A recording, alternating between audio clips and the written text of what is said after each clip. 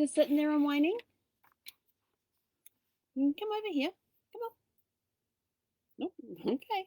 Hey, kia ora. Helen Brahms here, coming to you live from Mesa in Arizona. Hope you're having a super fantastic, sparkling, winning Wednesday. Yes, how has your day been? My day's been a little up and down, and still kind of figure out where time has gone. Have my accountability call, which I absolutely love. I'm in the process of redoing my 2021 goals. I got issued some new challenges and things, so I want to make sure that they are accounted for on my goals. And then I'm going to make myself a gigagram, which is a card about the size of a piece of paper, just a standard piece of paper. Actually don't have a gigagram around, do I?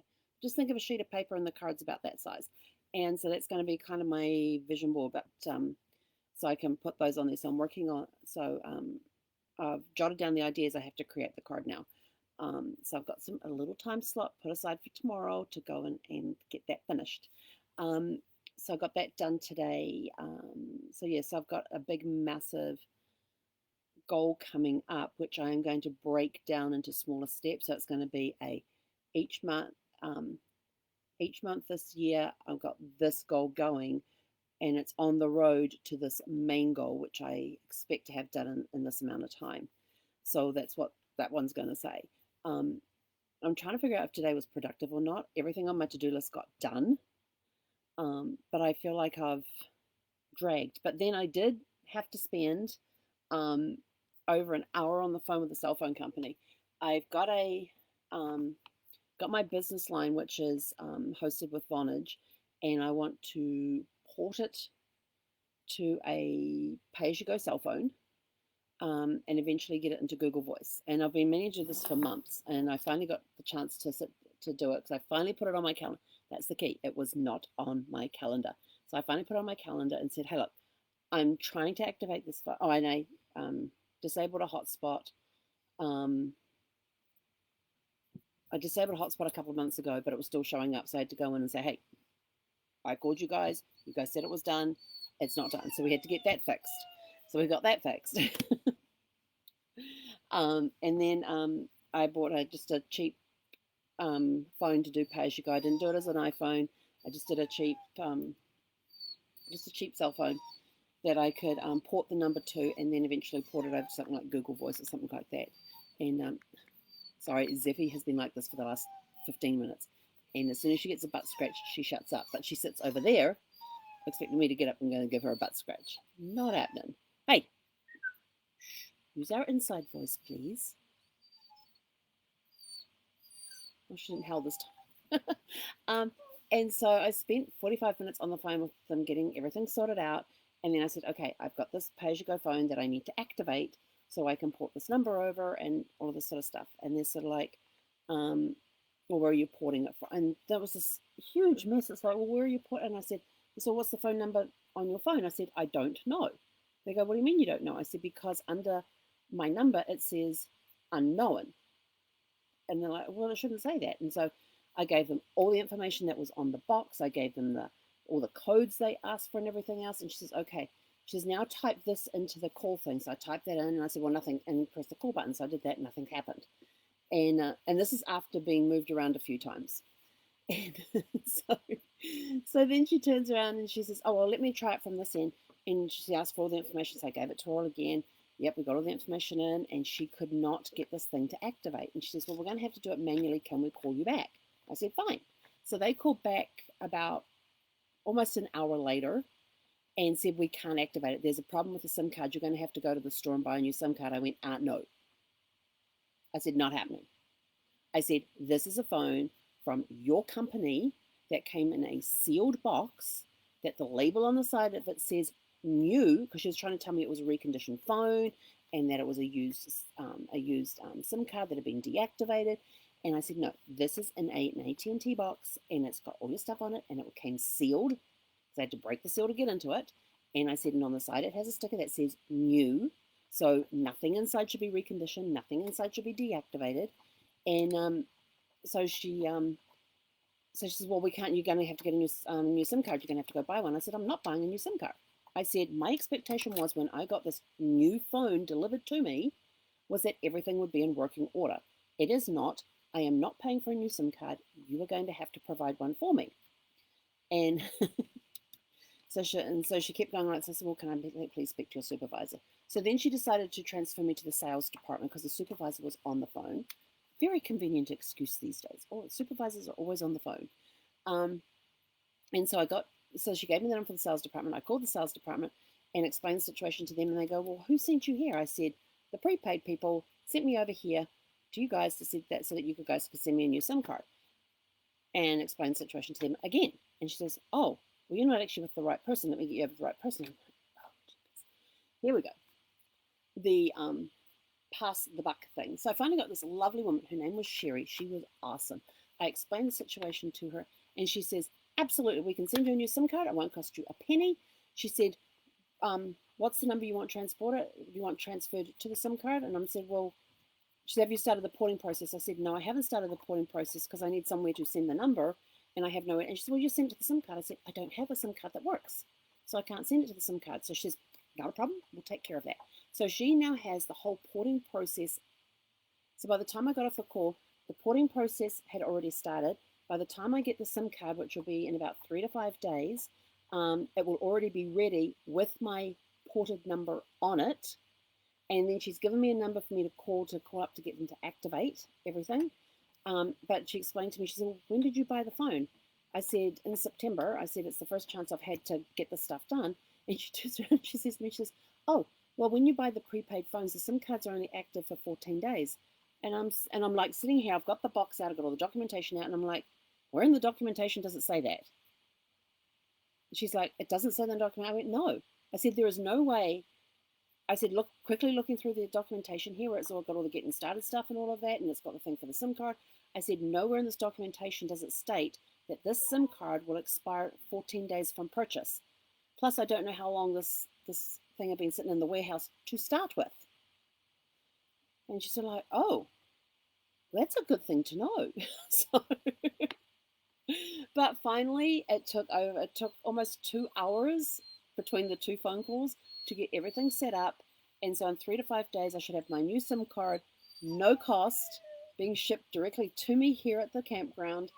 And I'll be able to pop it on the phone, get the phone activated, and my number will be ported. And it will cost me a lot less than it does through the system I'm using right now because I only need to pay as I use it. But she did give me another tip. She says, if you are doing the month-by-month plan where you select which months you're going to purchase, she said, if you don't make any purchases after 59 days, they will discontinue your number. They will deactivate your phone number. I was like, oh, okay.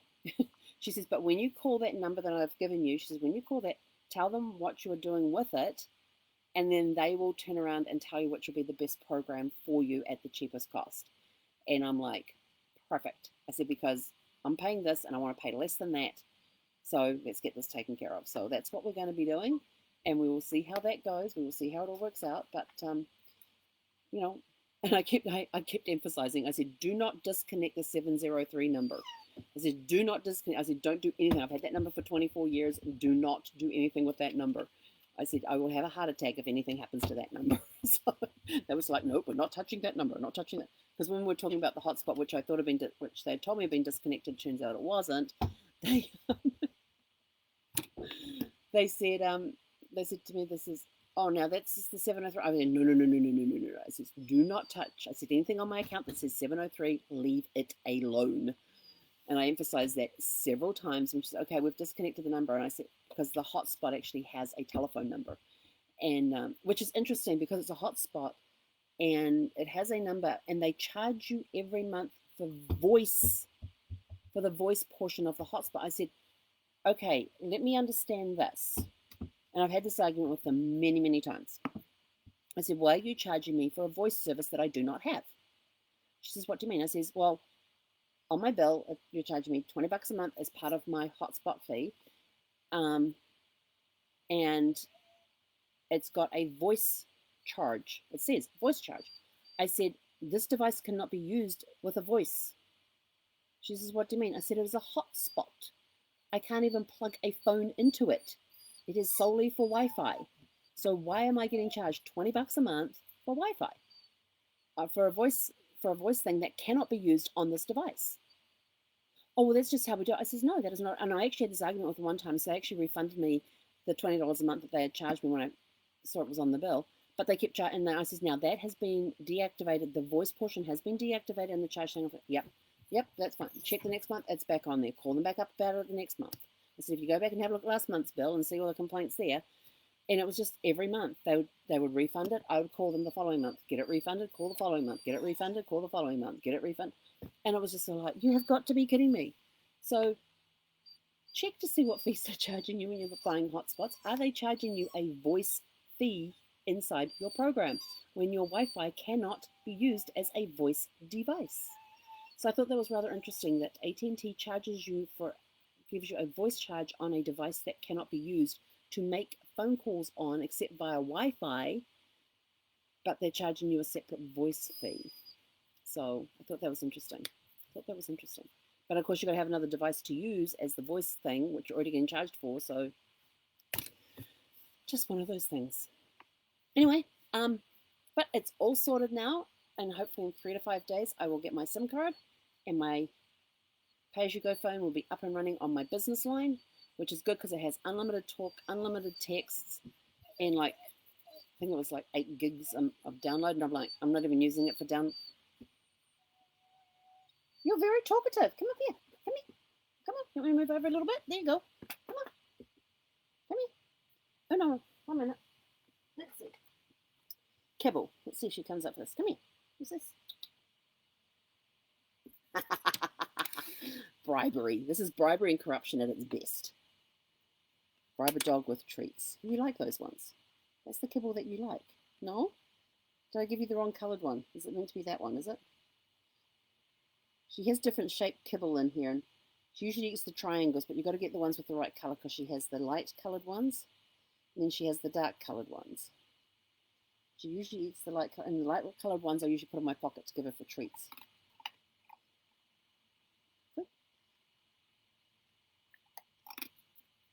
Can you try those ones? Nope. Not interested in the dark. She'll eat the dark coloured ones later, but she won't eat them as a treat. Well, hang on. Nope, we're getting another sniff.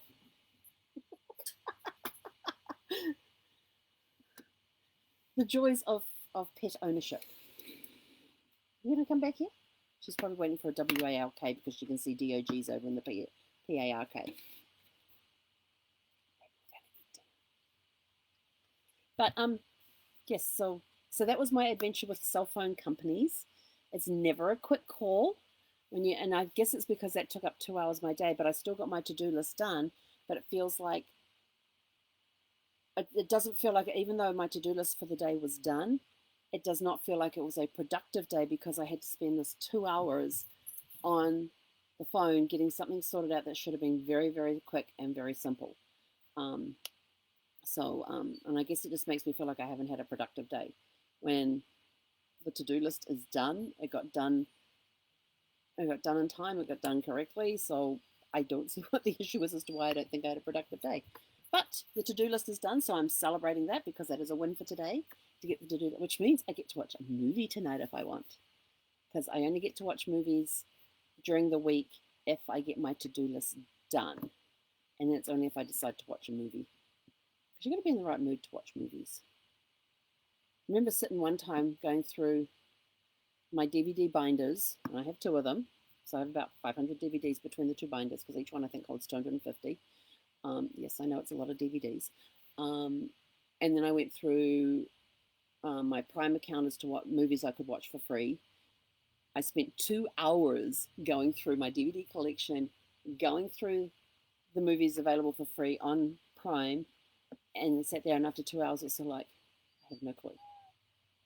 So, oh, maybe this movie will be good, and I'll get to that page of my DVD thing, or find it on Prime, and I'll sit there and I'll go to watch it, and I was like, no, I don't feel like watching that. Have you ever felt like that, where you want to watch a movie, but you have no clue what you want to watch? You ever had those days? Yeah. Do you want action? Do you want a chick flick? Action? War movie? Mystery? There's all sorts of this, Star Wars, Star Trek, Lord of the Rings. No, those are long movies. I don't do those ones at night. I just want the short ones, less than 2 hours. They have to be less than 2 hours during the week. Otherwise, it gets too late to go to bed.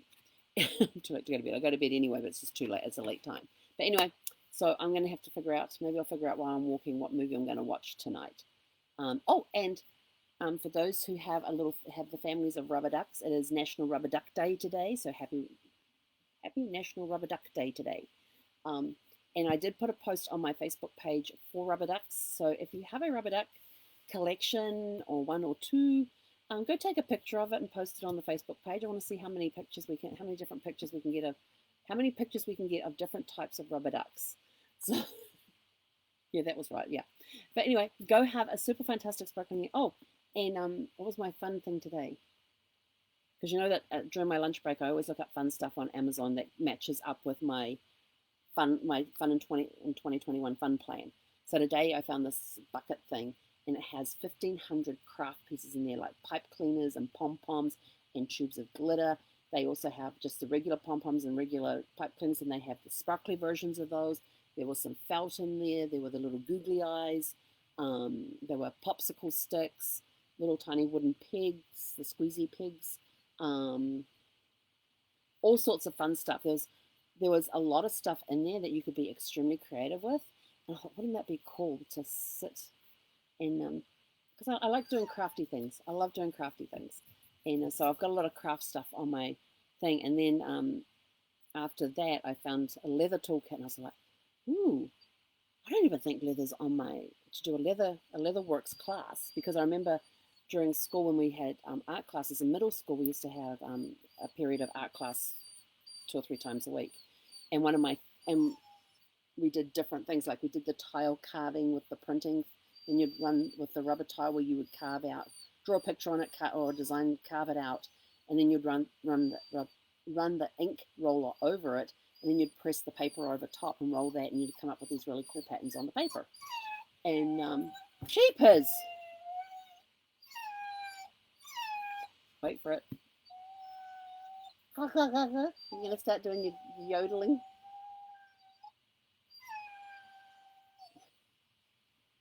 As soon as I scratch her, she shuts up.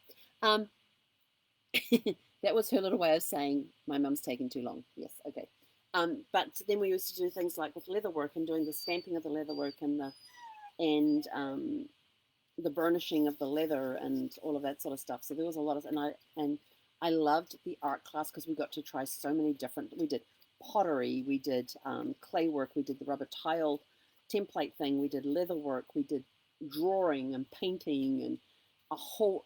I mean, there would be a section that we would do each month. We had art class twice a week. Twice a week? Yeah, twice a week. So for a month, it would be this particular modality of art, and then we'd try another one the following month, and so it was like that throughout the year. I remember in New Zealand, we do school. We start in the end of January and go through the middle of December. So we have 6 weeks off for our summer break, and at that point, we would have two-week vacations throughout the year, one in May and one in August. And now I believe they've got 4 terms. Safi. And so each month or was it each term? Each month we would have different modalities that we would do. So we got to learn so many different arts. But I loved the leather work. I loved sitting there with the little stamp things and putting them on the thing and whacking them with the hammer.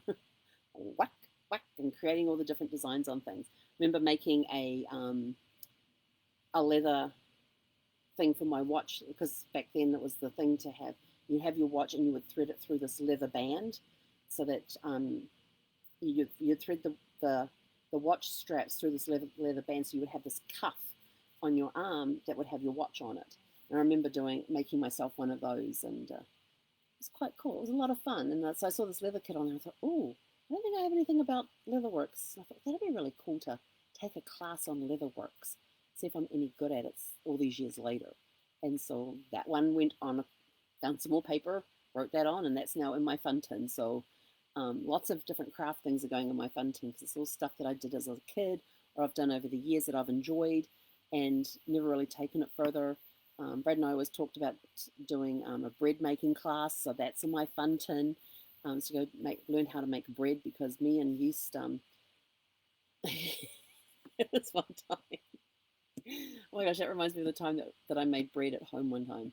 and I was waiting for my ex-husband to come home with his best friend, and they were coming home for lunch. So that morning I had made fresh bread, baked it in the oven. I'd made fresh bread rolls and all of that, and I thought I'll just turn the oven off, and I'll keep it in the oven to keep it warm.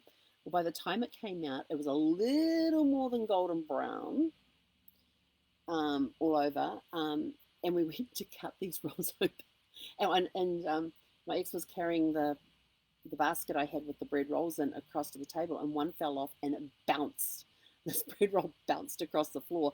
So he puts the basket on the table, and then him and his best friend are busy kicking around this bread roll, playing soccer with it.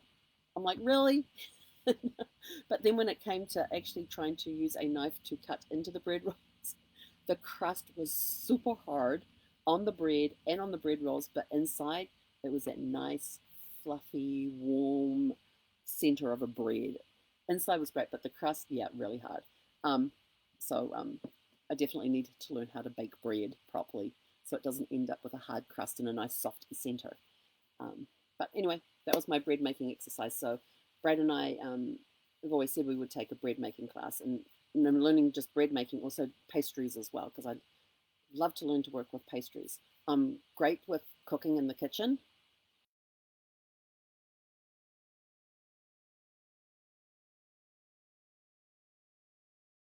So that's also in my fun tin as well, doing a pastry class, doing a bread making class. So all these different things that I'm going to try and incorporate into 2021, and see which ones we can do and all that. But anyway, I'm out of here. I got a puppy to go walk. Have a super fantastic sparkling evening, and we will catch you guys, tomorrow for Thankful Thursday.